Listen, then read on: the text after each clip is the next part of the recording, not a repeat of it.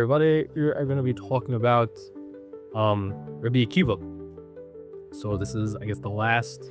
We're having a series on Rabbi Akiva. We discussed his upbringing. We discussed a bit of his career. Now we are going to be discussing the unfortunate, tragic end of the life of Rabbi Akiva at the hands of the Romans who executed him. There's really two Gemaras in Shas that discuss exactly what happened to Rabbi Akiva, and they each presented a little bit or a bit of a different perspective. It's basically the same idea, but it's a different perspective. So it's very interesting. So the first one is a Gemara in Brachos 61b. So basically the bar opens with a discussion. Rabbi Akiva is talking to one of his colleagues. His name is Pappus ben Yehuda. Okay, Pappus ben Yehuda. Interesting, it sounds like a bit of a Roman name. Yeah, it's actually a dispute about who exactly he was, but we're going to go assume that he was actually a great sage himself. That's what we're going to assume. So, at this time in history, we know the Romans had imposed a series of decrees on the Jewish people, one of which, of course, was not to teach Torah in public. And Rabbi Akiva went very much against this decree and continued teaching Torah to the Jewish people in public, to the anger of the Romans. So the discussion opens up between Rabbi Akiva and Pappus ben Yehuda. And Pappus ben Yehuda asks Rabbi Akiva, like, aren't you afraid of the Roman regime over here? Like, they're running things. They've got the most powerful army in the world. And they're in charge. Like, aren't you afraid of, like, you know, them taking legal action against you, executing you? Like, they're not afraid to do these things. So this was the claim of Pappus ben Yehuda. So Rabbi Akiva, why are you putting your life at risk teaching Torah against the wishes of the Roman government? So Rabbi Akiva famously states a parable, a mashal. And he says, you know what's comparable? Imagine you have a fox, and the fox is walking along the side of a river, and he notices the fish darting, back and forth, running away from something. And the fox asks the fish, what are you guys running away from? Like, there's fishermen, there's nets, there's traps placed for the fish. So we have to run away. We have to swim really fast, dart in and out, in order to get away from the nets, from these traps. So the fox says what he thinks is a very bright idea. He says, okay, so why are you spending all your days running away? Why don't you come onto land and live with me like our ancestors used to, says the fox. This is the suggestion the fox gives to the fish in the river. Come live with me on land. We'll make a big team maybe. And you won't have to deal with these fishermen, people with their nets, their fishing rods. You don't have to deal with it anymore. You can rest a little bit easier. So the fish responds a little bit sharply. Says, are you the one they say is the most clever of all the animals? Right? Usually foxes we consider are very sly, cunning. Are you really the animal everyone says is so sly and cunning? You're not so bright. You're not clever, but you're a fool. And the fish say a very sharp piece of logic. They say, the river, the water, that's the source of our life. That's where we gain our sustenance from. That's how we get our air. If we're afraid here in the water, which is the source of our life, and if we're going to come out and live on dry land, which is not the source of our life, which is actually a place of our death, all the more so, we should feel fear. So Rabbi Akiva brings this parable back to his own situation. The Roman government, what do they want to do? They want to pull us away from the Torah. The Torah, which is the life source of the Jewish people, the source of the Jewish people's strength in the face of adversity. So you're suggesting that we should stop studying Torah at least not study in public. But what you're suggesting is actually much worse. At least here, we're connected to our life source. But if we're going to leave the study of Torah, not only will we still be left with the same problem of the Romans, but we'll be disconnected from our life source. So this was the parable that was suggested by Rabbi Akiva to show the opposite of the logic of Papas ben Yehuda. Instead of listening to them, following their decrees, and thinking that'll keep us safe, no, I'm going to continue staying connected to the life source and helping other Jewish people also connect to their life source. So this was Rabbi Akiva's parable. A Jew to the Torah is like a fish in water, and a Jew, when he leaves the study of Torah, he ceases teaching, ceases learning Torah, he's like a fish out of water.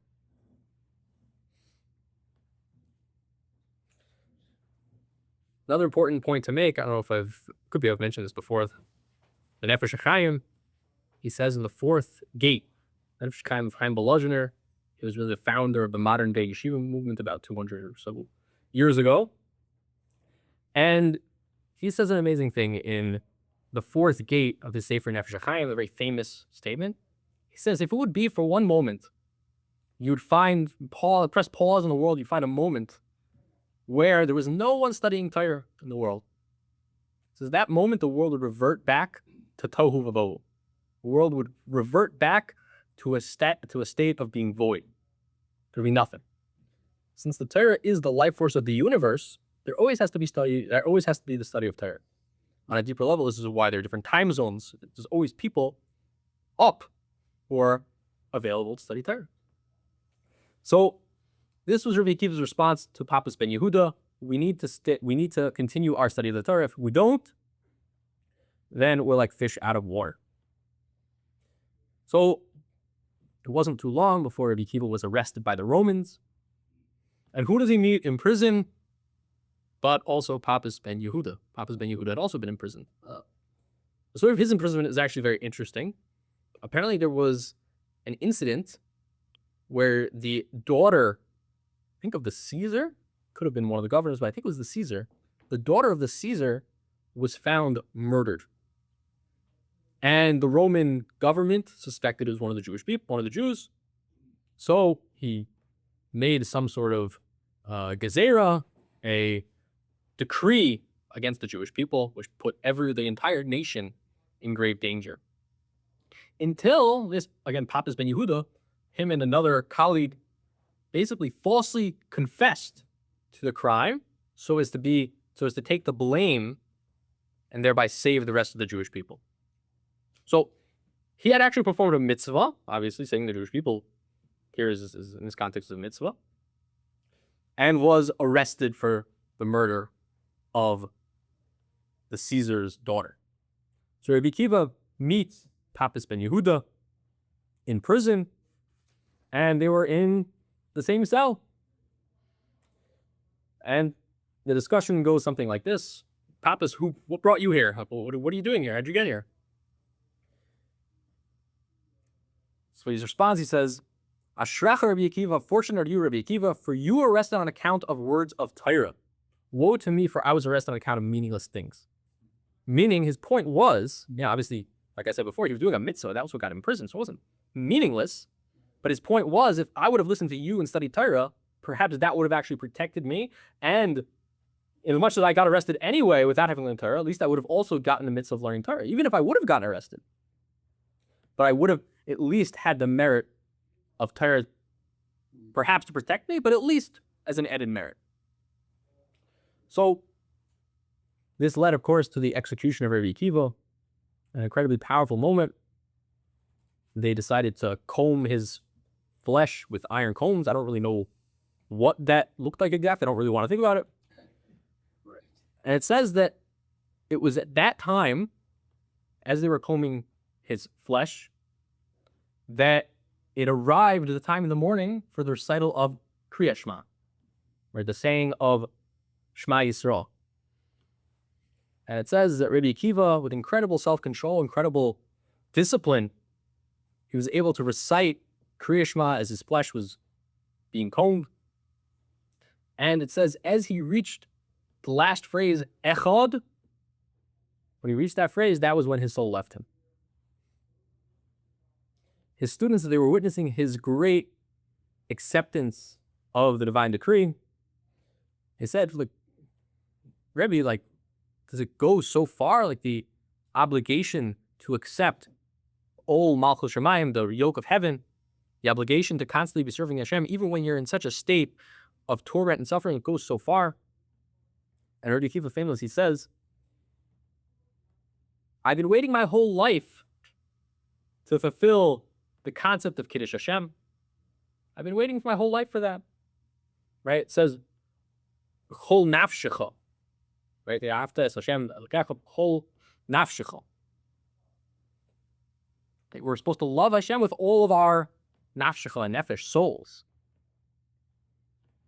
Literally meaning, person, even if it would be asked to give up his life, would be willing to. And I thought to myself, when am I ever going to get to actually fulfill this concept of chol nafshecha? And here I have this opportunity to fulfill it, and I'm not going to take it. In a certain sense, Rabbi Akiva said, I've been waiting my whole life for this opportunity. Now, that's the Maisa, this event, as it's described in Tractate Brachos. Of course, Kiddush Hashem, dying al pi Kiddush Hashem, is a certain level, but many commentators say the following, that living al Kiddush Hashem is actually a higher level, a higher manifestation of honor to heaven. When a person lives al Kiddush Hashem, this is something presented by a lot of the commentators, that we don't look to fulfill this concept. If it comes to us, okay, this is the obligation. But by a person living al Kiddush Hashem, that's an even higher level of bringing honor to heaven. Okay, so this is how the Maisa, the event, is presented in Maseches Brachos. And I alluded to before that we're going to talk a little bit about Moshe Rabbeinu, because the way the Gemara presents the event in Tractate Menachos is actually in the context of Moshe Rabbeinu, ascending to Mount Sinai to receive the Torah. And it's one of the most interesting Gemaras, I think. One of the most interesting Gemaras I've seen. So it says, Moshe Rabbeinu went up to heaven to receive the Torah. And it seems like he was waiting. Okay, was it ready yet? And he sees a vision of Hashem tying crowns onto the letters of the Torah. And he asked Hashem, well, why is this necessary? Why are you tying crowns to each letter of the Torah? Is that something that's like really necessary? Like, what's holding? Like, I'm the Jewish people. I'm waiting to receive the Torah quicker. Why is it taking longer?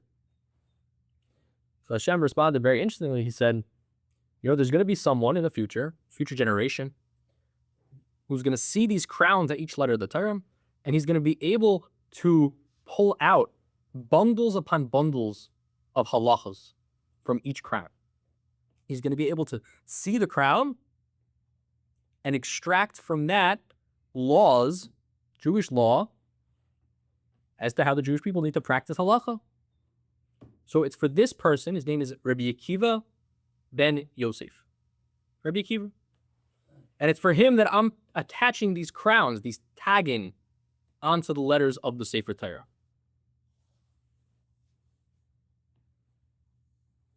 So Moses says, I want to see him. Can you, let me meet him, let me see him? I said, okay, turn around.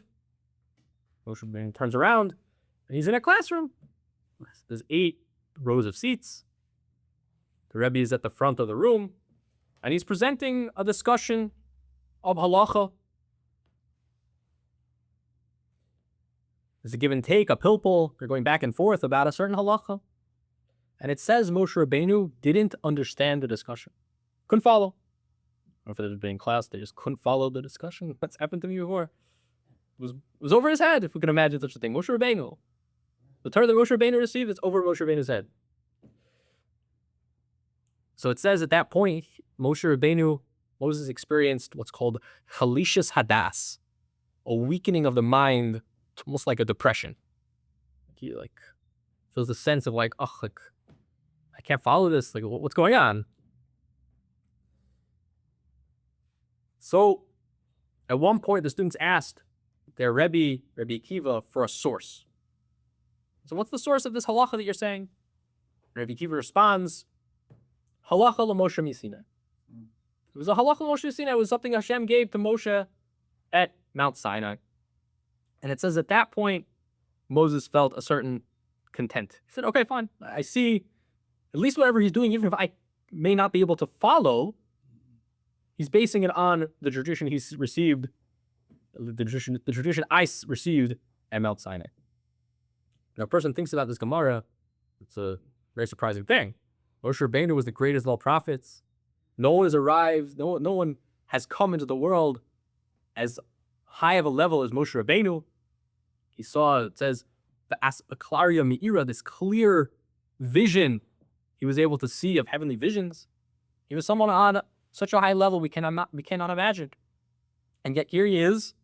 He's presented this discussion between Rabbi Akiva and his students, and he can't even follow it. What's going on? How do you understand such a Gemara? So I suppose the students didn't see Moshe Rabbeinu in the classroom. it's a good question. I would assume you're right. Good question. This guy was the Karnaim and all that. Right. I would assume you're right. Moshe Rabbeinu was also 20 feet tall. I imagine this was probably there was probably a one-way mirror type of thing going on.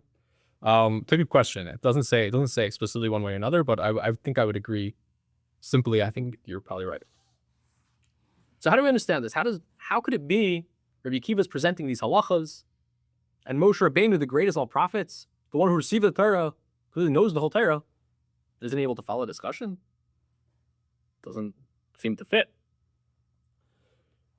So the way the commentators explain it, it's a little bit based on a Maharal, a very interesting difference.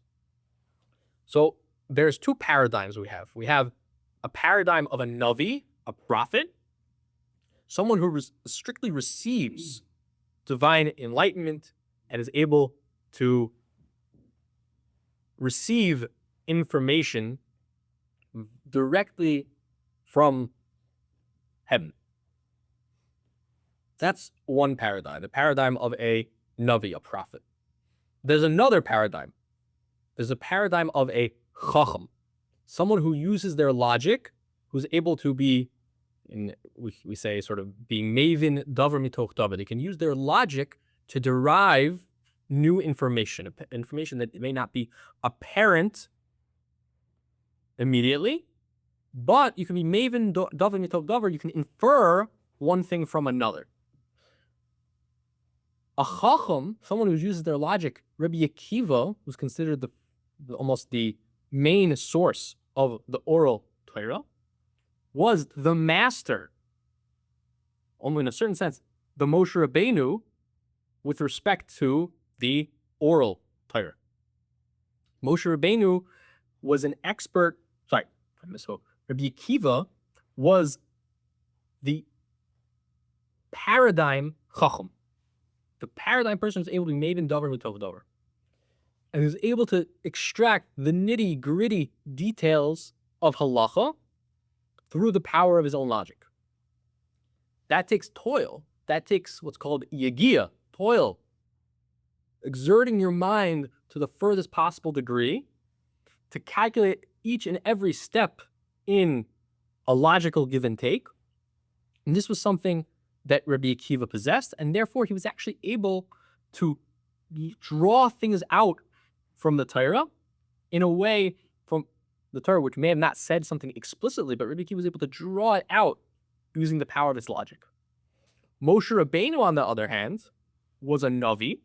He was someone who received this divine influx of information, but in a much more passive way. In fact, for most Nevi'im, they were only able to receive nevuah, to receive prophecy, either in a state of sleep, but for sure not in a state of movement and going about their regular business. They had to be totally attuned to the prophecy. They were completely paralyzed when they received this nevuah. This speaks that nevuah is a very passive experience. And as such, a person would only receive, let's say, what's called in Hebrew, the Roshei Prakim, the spark notes, if you will. Whereas a Chacham would be able to extract information, and that would lead to him understanding more and more of the details, the nitty-gritty aspects of the halacha. So this was perhaps an explanation, this is what some of the commentators allude to, that Moshe Rabbeinu wasn't able to follow this discussion. Surely Moshe Rabbeinu had a mind that could, but that wasn't what his particular koach, what his particular strength was. Rabbi Akiva and his disciples who lived in the era of the oral Torah, that was their specific strength, the specific koach, being able to extract the details of the halacha through their logic and through their reason. Okay. So this is what Moshe Rabbeinu sees. And now he asks, if you have such a person, Rabbi Akiva, this amazing chacham, why'd you give the Torah to me? Why'd you give the Torah to me? Hashem says, be quiet. This was Allah b'machshava lefana. This is what arose in my thoughts. Allah b'machshava lefana. This is what arose in my thoughts. He didn't give Moshe Rabbeinu an explanation. So he says, okay, show me like what became of him. What was his reward? He must have had incredible reward.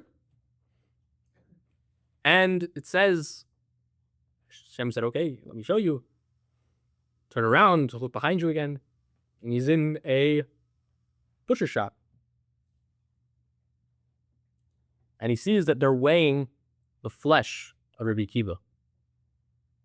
That was the vision that Hashem shows him. He says, Rabbi Shalom, master of the world. Zu Torah v'zu scharam. This is the Torah, this is the reward.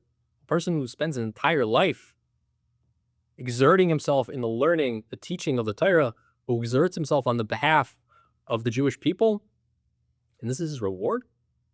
Not only does he have his flesh combed, now it's such an embarrassment that his flesh is being sold at the butcher's market. How do you have such a thing? Zu Torah v'zu scharam. This is the Torah, it's schar. So again, Hashem says to him, Shtaik, be quiet. Allah b'machshava, kach Allah b'machshava lefana. This is what arose in my mind before me. So clearly a very great mystery is going on in this Gemara. We're not going to be privy to exactly what the great divine considerations are behind why this had to happen to Rabbi Akiva. One thing I will say, just a thought. This is my own idea, so I don't want to take too much responsibility for it, but I was just thinking about it, and I think it makes some sense. So the first pasuk in the Torah, Bereshis bara Elohim es hashamayim v'es haaretz. Rashi has an interesting question. He has a problem, right? Why does it use Hashem's name Elokim? It should use Hashem's name Yud Kei Vav Kei Hashem. Right? Hashem has many different names. Each name alludes to a certain, trait, let's say, of Hashem. So, why does the first pasuk in the Torah not use Hashem's, let's say, main name, which is Yod Kei Vav Kei? Why does it use the name Elokim? That's the question Rashi is dealing with.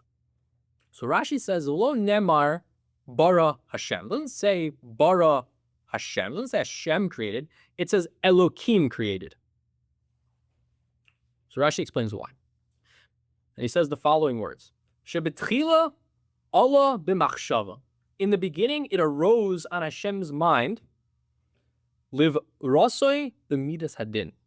First, it arose on Hashem's mind to create the world with midas hadin. Ra she'ein ha'olam mekayim. The world wouldn't last, however, if Hashem would use strict judgment in running the world. The world wouldn't last. So Hashem made a partnership between his attribute of kindness, attribute of rachamim, and his attribute of din, attribute of strictness. So if you notice, it's the same lashon, it's the same terminology that's used over here, right? The Gemara again says, Kach olah b'machshava. right? When Moshe Rabbeinu is asking, how could this possibly happen to Rabbi Akiva, the greatest sage, that he would be executed and his flesh would be weighed at the market? How could this happen? Shtoik, kach Allah b'machshava l'foneh. And also over here, the way Rashi presents the sequence of events, originally Hashem wanted to create the world just with strict judgment. And the way Rashi expresses it, which is really based on a medrash, the same language that the medrash uses is really coming from Chazal. Shebetchila Allah b'machshava. So Allah b'machshava, this concept Allah b'machshava, Hashem having a certain plan. Now, Hashem's original plan was to run the world in strict judgment. Due to human failings, people aren't perfect, we can't live with strict judgment alone. There has to be a partnership between judgment and rachamim. When it comes to great tzaddikim, we know that tzaddikim are judged kechut hasaira. They're judged extremely precisely. The littlest fault in a tzaddik can get him a tremendous punishment. So this that we see from Rabbi Akiva, an extreme appearance of din, of strict judgment, is because a tzaddik, in as much as he's going in the way of the Torah, fulfilling Hashem's will, he can actually enter into a higher level of hashgacha, a higher level of divine providence, where Hashem is actually able to guide his life with actually, ironically, more din. Since he's on such a high level, he can handle more din. Kach olam machshava. So Hashem's saying, since Rabbi Akiva was on such a high level, Moshe Rabbeinu, he's actually able to handle, as alluding to this other chazal, what I'm thinking, this other chazal which says, Kach olam machshava, that Hashem would have wanted to create the world with just strict judgment. Rabbi Akiva was on such a level. And that's what Hashem was hinting at to Moshe Rabbeinu. Perhaps, that's just a thought. Okay, so let's just to end off a couple of the lessons that we wanted to bring out from this last chapter of Rabbi Akiva's life. So, the first thing we see from Rabbi Akiva's interaction with Papas ben Yehuda is that a Jew without Torah is like a fish out of water. And in times of peril for the Jewish people, the answer is not to run away from Torah, not to run away from mitzvah observance. Some people in the wake of October 7th, they said, oh, maybe we should take our mezuzahs down, God forbid, right? That's not the attitude of the Torah. The attitude of the Torah is when there's a time of peril, we embrace our Judaism, we embrace our Torah. The second thing, of course, is we don't fully understand divine considerations. Hashem has a master plan that is so beyond what we could ever comprehend. So even when we see, right, the most famous question, Tzaddik Viralo, a great person, a good person who has it bad in this life, we see a negative thing happening to a tzaddik, and it tests our emunah. It tests, like, why is Hashem doing that? If I was running the world, I would do much differently. So, of course, there are divine considerations that we don't know anything about. So when we see events and things that are different than the way we would have planned them, to remember, no, there's a divine consideration that goes way beyond what we can comprehend. And this was the message that Hashem was giving to Moses, to Moshe Rabbeinu, when he envisioned what happened to Rabbi Akiva. Lastly, we see the exalted level of a chacham, a person who devotes himself to Torah, that Moshe Rabbeinu actually said of Rabbi Akiva, like, he should have been the one to receive the Torah on Mount Sinai, not me. Exalted level of a person who exerts himself in learning Torah and makes and trains himself in how the Torah thinks. That's an incredibly lofty level. And that level is actually something any Jew can achieve, no matter where they are, no matter what their background is. Any person, the Keser Shel Torah is open to anyone. The Keser Shel Malchus, the crown of kingship, is not. The crown of kahuna is not. But the crown of Torah, everyone according to the level can achieve the crown of Torah. And it's a level, perhaps, in a certain way, in a certain bechina, above the level of prophecy. So that's something that we can all aspire to. All right, next week, I'm planning, with Hashem's help, to say a shiur about Shavuos, leading up to Shavuos. That's going to be next week. Okay, so stay tuned, everybody. If there are any questions, I would love to discuss. Okay. Will be your very next one. Good question. Well, That's a whole week away. you have a whole show. You have a choice how you want to do it. Right. Okay, everyone, take care. That's it. It's gonna be late. Okay, you're Nate Famers. Thank you. Okay, you know what? I think my speakers were not turned on, so I wasn't able to hear it. So did someone just say something? I'm sorry. Okay, how about now? Yeah, now I can do. All right. If Moshe is classified as the greatest Navi, as you were explaining, and Rabbi Akiva as great the oral Torah, Right. how would they classify Shlomo, That's a really good question. since he is the wisest? Right, he is the wisest of all men. Now, okay, so there's two aspects of wisdom, whatever, of intellect. Nevuah is something beyond. I mean, that's like otherworldly. But when you're actually talking about human logic, Shlomo, it says, he calls him a chacham. Right, he's a chacham. Chachma, in a certain sense, is like a flash of insight. It's not nevuah, but it's like a flash of insight. What Rabbi Akiva seems to correspond to is more a koach called the bina, which is understanding, taking a fact and being able to extract a lot from that fact. So Shlomo is maybe we'll call chacham michal adam, wiser than any other person. Whereas Rabbi Akiva and what the oral Torah represents is a different koach of understanding, of logic, of analytical analysis of something, which is two different sorts of kofos, two different sorts of strengths. All right, thanks. That's a good answer. That's I don't know if that's right. That's Well, you're quite. That's the first name that would come to my mind. Anything else? Any other? say with the zero, never you did. Yeah. Yep. That's what I think. Okay, everybody, thank you for tuning in.